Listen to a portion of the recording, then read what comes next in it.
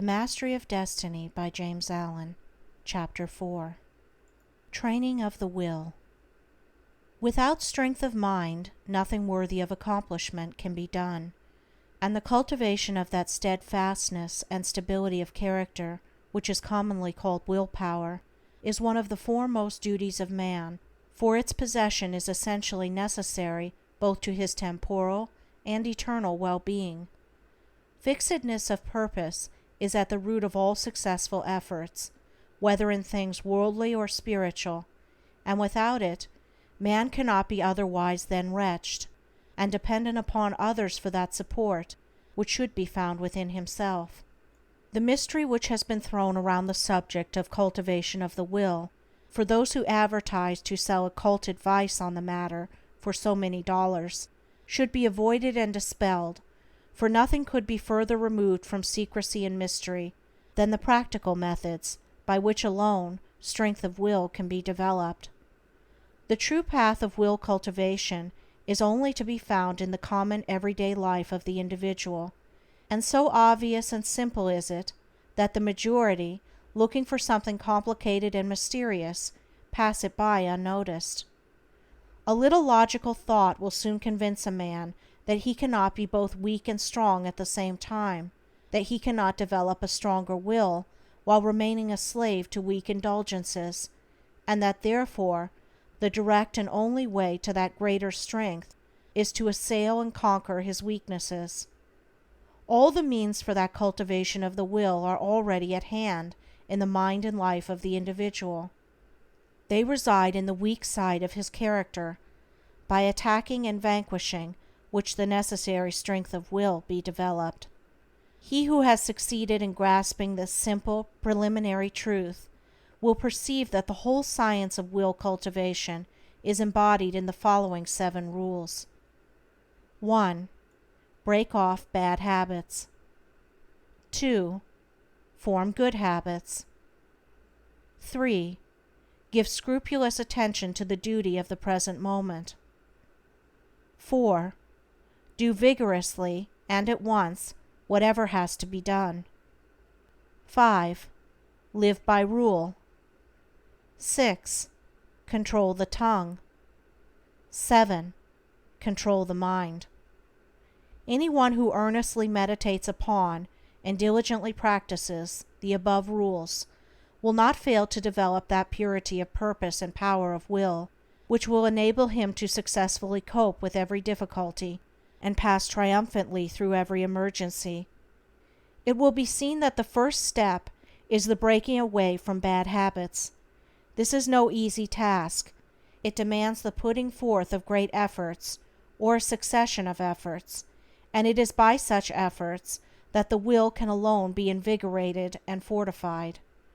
If one refuses to take the first step, he cannot increase in will power, for by submitting to a bad habit, because of the immediate pleasure which it affords, one forfeits the right to rule over himself, and is so far a weak slave.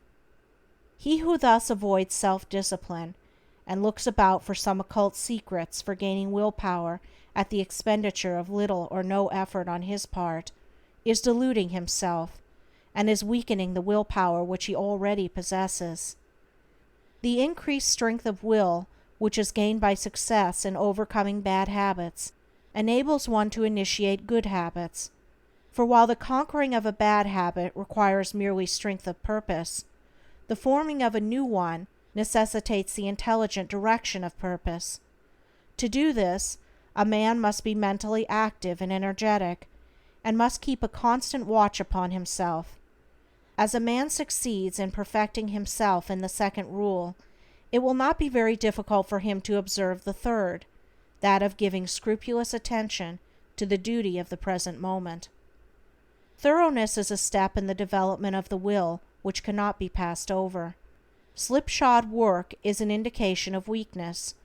Perfection should be aimed at, even in the smallest task.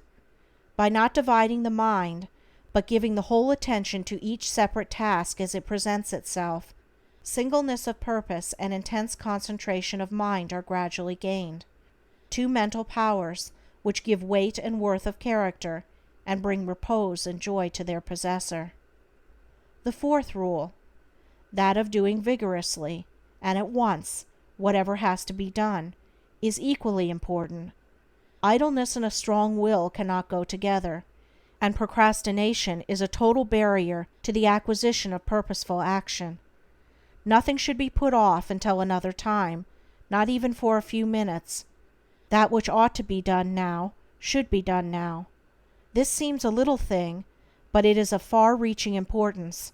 It leads to strength, success, and peace. The man who is to manifest a cultivated will must also live by certain fixed rules. He must not blindly gratify his passions and impulses, but must school them to obedience. He should live according to principle and not according to passion. He should decide what he will eat and drink and wear, and what he will not eat and drink and wear, how many meals per day he will have, and at what times he will have them, at what time he will go to bed, and at what time he will get up. He should make rules for the right government of his conduct in every department of his life, and should religiously adhere to them.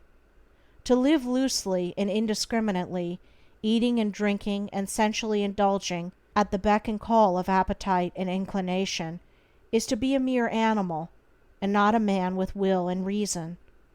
The beast in man must be scourged and disciplined and brought into subjugation, and this can only be done by training the mind and life on certain fixed rules of right conduct.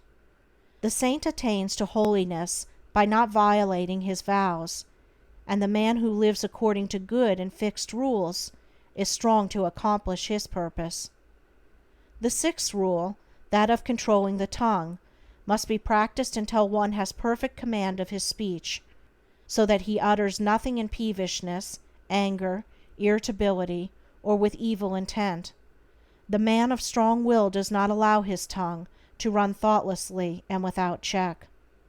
All these 6 rules, if faithfully practiced, will lead up to the 7th, which is the most important of them all, namely, rightly controlling the mind. Self-control is the most essential thing in life, yet least understood, but he who patiently practices the rules herein laid down, bringing them into requisition in all his ways and undertakings, will learn, by his own experience and efforts, how to control and train his mind, and to earn thereby the supreme crown of manhood, the crown of a perfectly poised will. End of chapter 4.